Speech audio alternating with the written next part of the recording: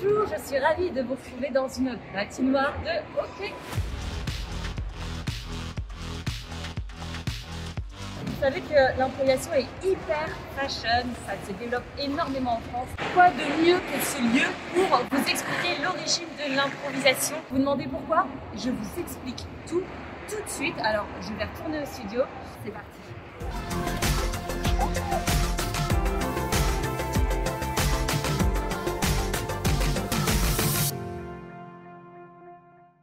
L'improvisation, comme son nom l'indique, consiste à créer sur le moment, sans préparation. Dans le domaine artistique, cela signifie produire une performance spontanée, que ça soit à travers des mots, des gestes ou des actions. Elle repose sur plusieurs principes fondamentaux. L'écoute, être attentif à ses partenaires pour construire une histoire ensemble. L'acceptation, accueillir les idées des autres pour les intégrer dans l'improvisation. Et la spontanéité, se laisser guider par son instinct et ses émotions. Mais l'improvisation n'est pas qu'une performance, c'est aussi une manière de penser, de s'adapter et de réagir face à l'inattendu. Ah ouais? Ça semble plus rapide. Avant de devenir une discipline formelle, l'improvisation était déjà profondément ancrée dans les traditions culturelles et artistiques du monde entier.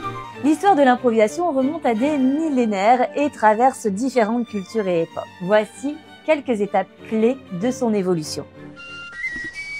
Dès la Grèce antique, l'improvisation avait une place importante dans les arts. Les comédiens grecs utilisaient des canevas, des structures générales d'histoire, pour improviser des dialogues et des situations sur scène. De même, les bardes, comme Homère, improvisaient des poèmes épiques, s'adaptant à leur public et au contexte du moment.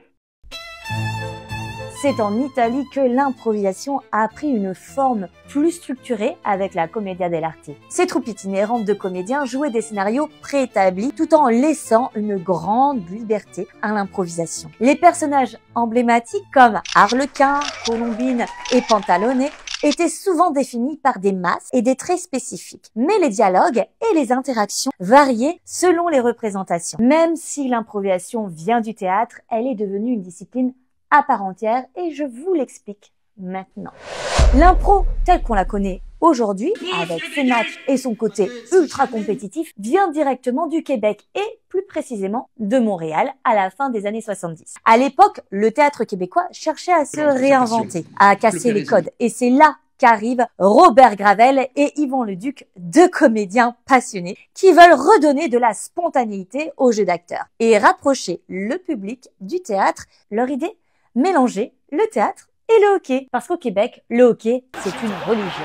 Ils imaginent donc un format où des comédiens s'affrontent comme des joueurs sur une patinoire, avec un arbitre en costume rayé, des pénalités et même un vote du public, exactement comme dans un vrai match.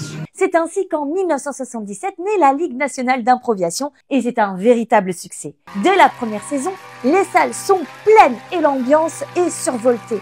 Le public se prend au jeu et les improvisateurs deviennent de véritables stars. Et le concept s'exporte à une vitesse folle. En quelques années, le match d'impro débarque en France, en Belgique, en Suisse et devient un format incontournable de l'improvisation. Aujourd'hui, il existe des ligues partout dans le monde et l'ADN québécois de l'impro reste vivant. Un mélange d'humour, de créativité et surtout un amour du jeu.